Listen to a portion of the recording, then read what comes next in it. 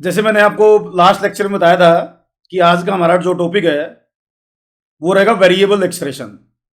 तो variable expression में कुछ क्वेश्चंस हम करेंगे जिसमें थोड़े से क्वेश्चन अच्छे लेवल के होंगे।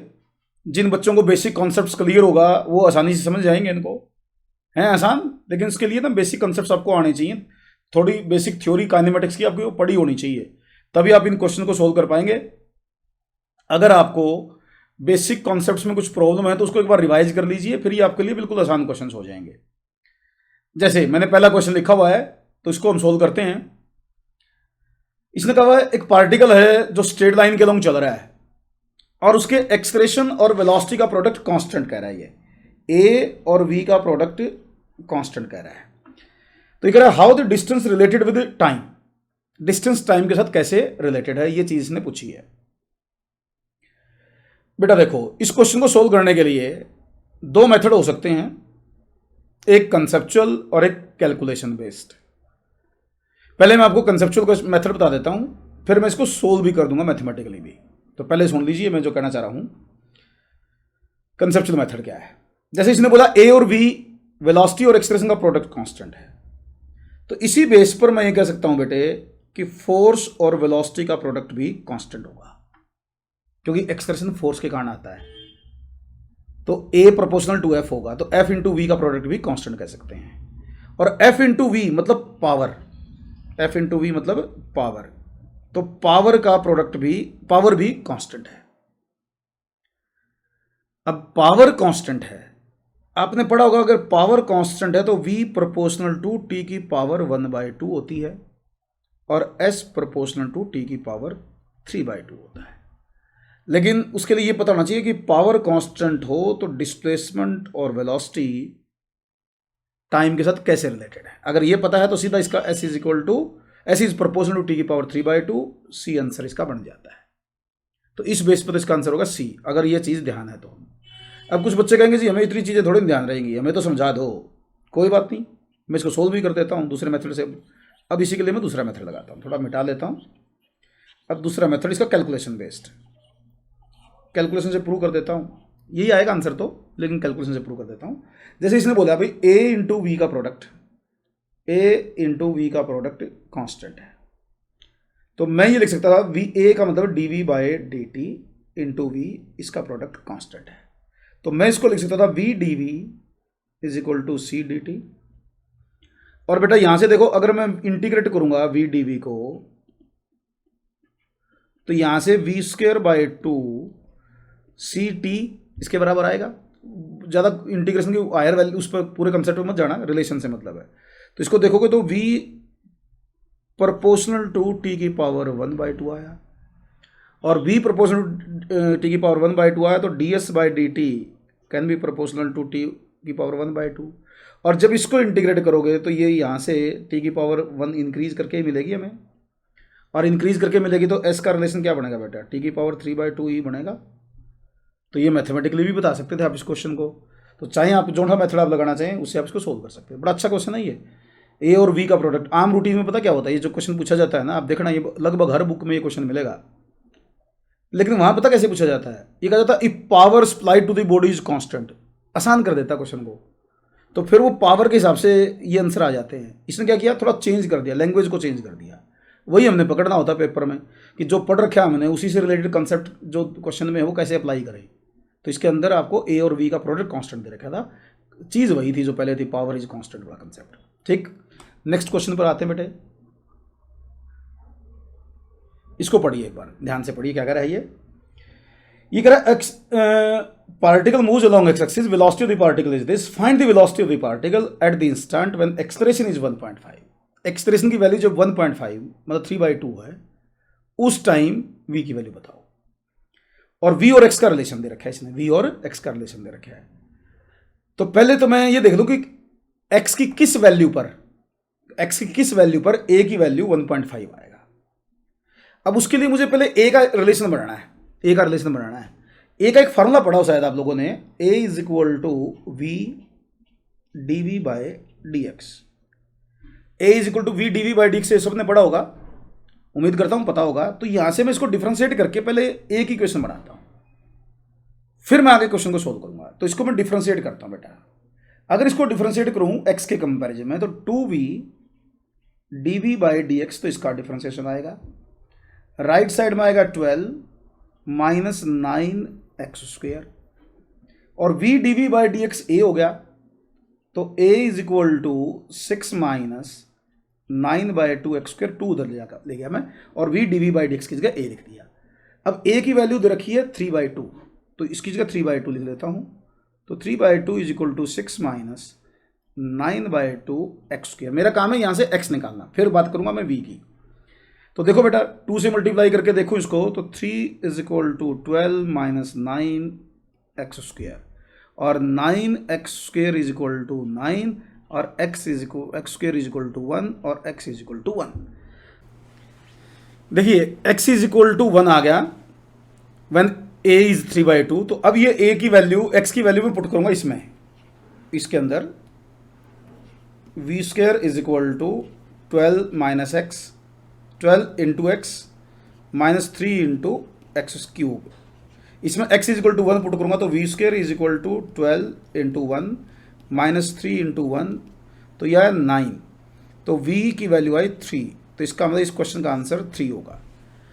तो ये थोड़ा सा वही बात है, कंसेप्चुअल क्वेश्चन है। पहले तो हमें ये देखना कि a की वैल्यू 3/2 किस x पर आई, वो x की वैल्यू v की क्वेश्चन में पुट कर देनी है, आपका आंसर आ जाएगा। नेक्स्ट क्वेश्चन पर चलते हैं। ये थोड़ा कैलकुलेशन बेस्ड क्वेश्चन है। ये क्वेश्चन देखिए, इसमें क्या पूछ रखा है इसने। इसमें दिया हुआ particle starting from rest, initial velocity 0 होगी, it's expression at an instant, A की वैल्यू दे रखी बेटा अपने को, a is equal to 10/v + 1, where v is instantaneous velocity, the distance traveled by particle after which the particle attains velocity।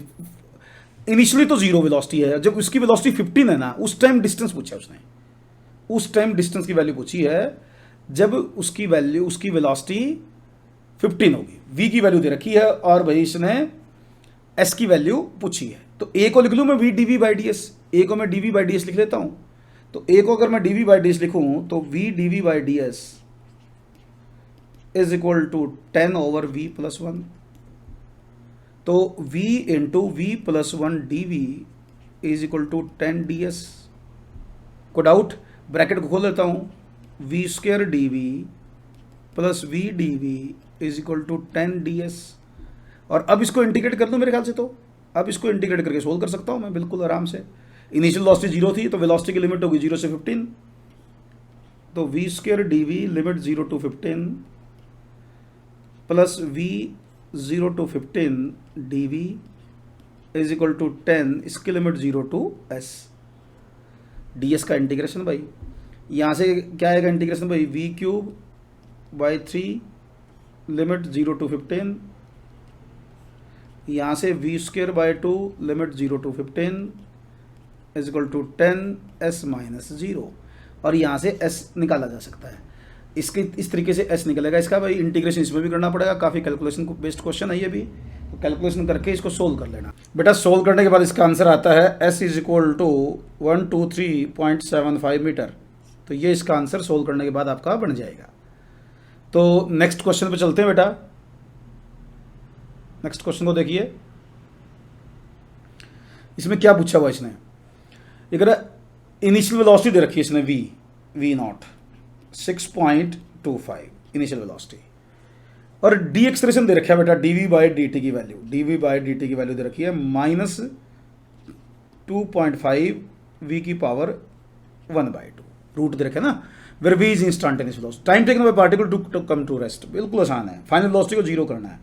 तो इसको यूँ लिख लो, dv ओवर v की power 1/2 is equal to -2.5 dt, और इसको इंटीग्रेट करना फिर हमने, फाइनल वेलोसिटी 0 लेनी, रेस्ट की बात करें ना, तो इसको ऊपर ले आओ, v की पावर -1/2 dv और इधर -2.5 dt, इसकी लिमिट होंगी 6.25 to 0, और इसकी लिमिट होंगी 0 से t। जब इसको सिर्फ कैलकुलेशन, इसका आंसर आता 2 सेकेंड, 2 सेकेंड इसका आंसर आता आफ्टर कैलकुलेशन। नेक्स्ट क्वेश्चन पे चलते हैं। ये बिल्कुल सिंपल क्वेश्चन है। ये कहता है velocity of the particle is given by this, if the position of at t is equal to 0 is x is equal to 0 then it's displacement after t is equal to 1 second. Displacement पूछा है 1 second के बाद, ठीक है। तो v को लिख लो आप ds by D t, v को ds बाई डी टी लिख लो, that is v not plus g t plus f t square. तो ds is equal to v not d t plus g t d t plus f square d T, और उठा के इसको integrate कर दो बस, और कुछ नहीं है। इनिशियल वेलोसिटी 0 है, ds है बेटा ये ds, तो 0 टू s इसको इंटीग्रेट कर दो, इसको 0 से 1 तक इंटीग्रेट कर दो, 0 टू 1 0 टू 1, जो भी इसका आंसर बनता है वो देख लो। सिंपल कैलकुलेशन है ये, तो डिस्प्लेसमेंट निकालना, इंटीग्रेट करते हैं वेलोसिटी को इंटीग्रेट करके आंसर आ जाता है। नेक्स्ट क्वेश्चन पे चलते हैं। ये बहुत ही अच्छा है, इसको ये जो क्वेश्चन है इसको पढ़ो एक बार ध्यान से, आप एक बार ध्यान से पढ़ो, इसको स्टेटमेंट देखो एक बार।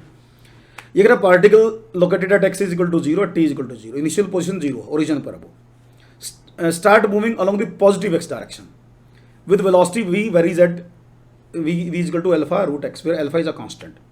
The displacement of the particle varies with time, displacement का टाइम के साथ रिलेशन पूछा इसने। तो इसको भी दो तरीके से सोल्व कर सकते हैं, कंसेप्चुअली और एक कैलकुलेशन बेस्ड। मैं बताता हूं, देखो एक बार मैं सोल्व करता हूं, इसको ध्यान से सुनना एक बार। जैसे इसमें v की वैल्यू दे दी बेटे अपने को, v is equal to alpha root x। एक बार ना आप यहां से a निकाल लो, एक बार a निकाल लो, बाद में बात करता हूं उस बाकी, तो a की वैल्यू निकालता हूं मैं। पहले dv बाई डी एक्स निकालू यहां से एक बार, dv by D x. Differentiation आता होगा आप लोगों को, तो ये होगा भाई alpha by 2 root x, dv by D x आ गया। a क्या होता है v dv by dx, put value put करो एक बार इसमें साथ साथ मेरे, alpha root x alpha by 2 root x. तो यहां से देखो ये अल्फा स्क्वायर बाई 2 आ गया, ए अल्फा स्क्वायर बाई 2, नोट करने वाली बात है ये। अब देखो ए आया कांस्टेंट, ए कांस्टेंट आ गया भाई। अब मुझे बताओ जब ए कांस्टेंट होता है तो डिस्प्लेसमेंट और टाइम में क्या रिलेशन होता है, पढ़ रखा है ये मेरे ख्याल से, तो पढ़ रखा होगा। इफ ए इज कांस्टेंट तो s is proportional to T की power 2, if a is constant, ये होता है भाई। अगर ए कांस्टेंट हो तो डिस्प्लेसमेंट टाइम की पावर 2 के प्रोपोर्शनल होता है। इसका मतलब इसका आंसर होगा ए, फर्स्ट आंसर होगा इसका। तो ये ध्यान देना था, इसमें ए निकाल लेते आप, ए निकाल के आपको पता चल गया ए कांस्टेंट है, ए कांस्टेंट हो तो आंसर आ गया, तो तुरंत वहां से आंसर निकल जाएगा। तो ये अच्छा क्वेश्चन है, ध्यान से करना चाहिए आपको। नेक्स्ट पे चलते हैं। ये भी टोटली डिफरेंशिएशन बेस्ड क्वेश्चन है भाई, टोटली डिफरेंशिएशन बेस्ड क्वेश्चन है। मैं सोल्व करूंगा इसको, क्योंकि आप कुछ बच्चे इसको डिफरेंशिएशन नहीं कर पाएंगे, इसी में दिक्कत आ जाएगी उनको। जैसे इसने क्या दे रखा है भाई, रिलेशन दे दिया टाइम और डिस्टेंस का, टाइम और डिस्प्लेसमेंट का रिलेशन दे दिया, और एक्सलेरेशन का रिलेशन पूछ लिया। चार ऑप्शन जो है उसमें v को वेलोसिटी मांगना है, ऑप्शन में जो v दे रखा है उसको वेलोसिटी मांगना है। a और b इसमें कॉन्स्टेंट्स हैं। तो मैं इसको डिफरेंशिएशन से सोल्व करूंगा, लेकिन इसमें फिर मैं करूँ जिसको डिफरेंशिएशन आता है उसके लिए बहुत आसान क्वेश्चन है। अब जिसको डिफरेंशिएशन नहीं आता वो फंस जाएगा इस क्वेश्चन में। तो मैं इसको t के कंपैरिजन में डिफरेंशिएट करता हूँ, पहले t के कंपैरिजन में, तो dt बाई dt ही निकालता हूँ मैं। तो dt बाई dt हो गया 2a, a है ये, अल्फा लिख दिया मैंने इसको by chance, 2a x dx by dt plus b dx by dt। तो यहां से क्या 1 is equal to 2ax plus b dx by dt, dx by dt। तो यहां से देखो dx बाई dt मतलब वेलोसिटी की वैल्यू आ गई, ये आ गई भाई 1/2ax प्लस b। तो v की वैल्यू आ गई भाई यहां से 2ax प्लस b की पावर -1, ये आ गया dx, v की वैल्यू निकालना है। एक्सप्रेशन, एक्सप्रेशन क्या होगा, इसको एक बार और डिफरेंशिएट कर दूं, एक बार और डिफरेंशिएट कर दूं, dv बाई dt, तो भाई dv बाई dt एक बार और डिफरेंशिएट करता हूं इसको, -1 2ax प्लस b की power -2 into 2a dx by dt। अब बच्चा एक साथ में dx बाई dt को नहीं समझ पाते कई बार ना बच्चे, वहाँ मार खा जाते हैं। अब ये होगा a, तो a is equal to -2ax plus b की power -2 into dx by dt का मतलब v, dx बाई dt का मतलब v।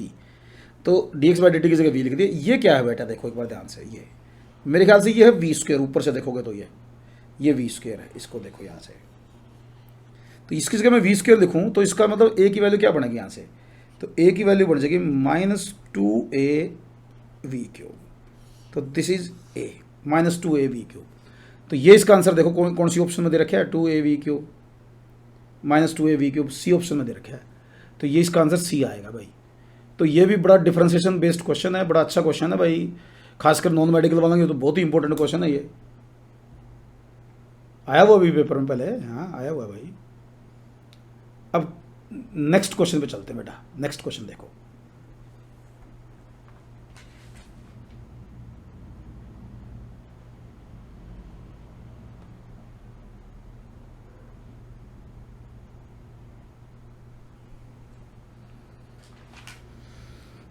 अब नेक्स्ट क्वेश्चन पे चलते हैं बेटा। नेक्स्ट क्वेश्चन देखो, इसमें क्या दे रखा है, इसमें एक ही क्वेश्चन दे रखी है अपना को, एक ही क्वेश्चन, और इसमें पूछा भी ए इज 0 तो वैल्यू बताओ।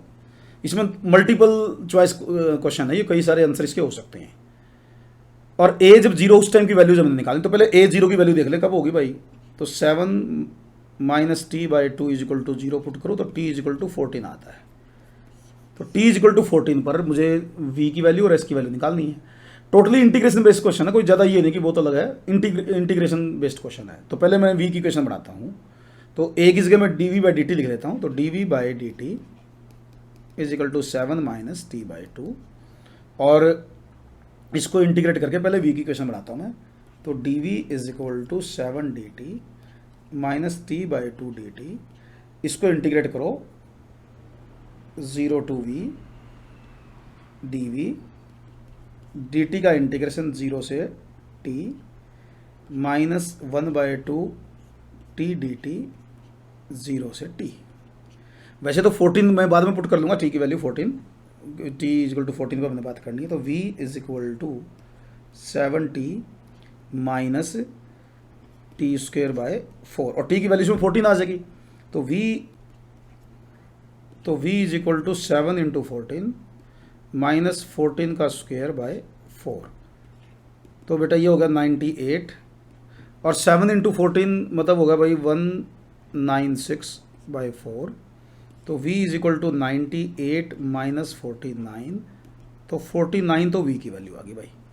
एक तो आंसर आ गया अभी इसका ऑप्शन v = 49, देखो कोई ऑप्शन है बेटा, v = 49 ए ही ऑप्शन है, ए ऑप्शन तो इसका ठीक हो। मल्टीपल है लेकिन ये मल्टीपल आंसर करेक्ट आंसर है, ये क्वेश्चन है।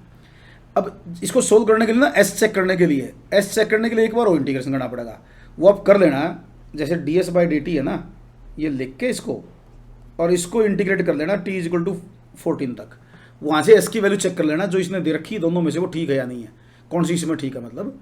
तो ये एक फर्दर इंटीग्रेशन और करना पड़ेगा, फिर आपका फाइनल पता चलेगा कौन सी उसके ऑप्शन ठीक है।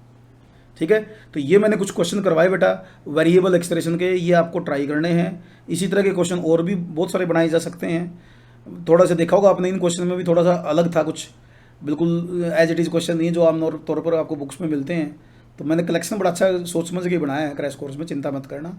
नेक्स्ट जो टॉपिक मैं करवाऊँगा आपको वो काइनेमेटिक्स का ही करवाऊँगा, ग्राफिकल क्वेश्चंस करवाऊंगा मैं, कुछ ग्राफ के क्वेश्चंस हैं, स्पेशल क्वेश्चंस, वो आपको मैं बताऊंगा किस तरीके से सोल्व करने हैं, क्या क्या चीज़ें उनमें पूछी जा सकती हैं, थोड़ी सी कंपटीशन लेवल के हिसाब से। ठीक है, तो नेक्स्ट क्लास में मिलते हैं बेटा।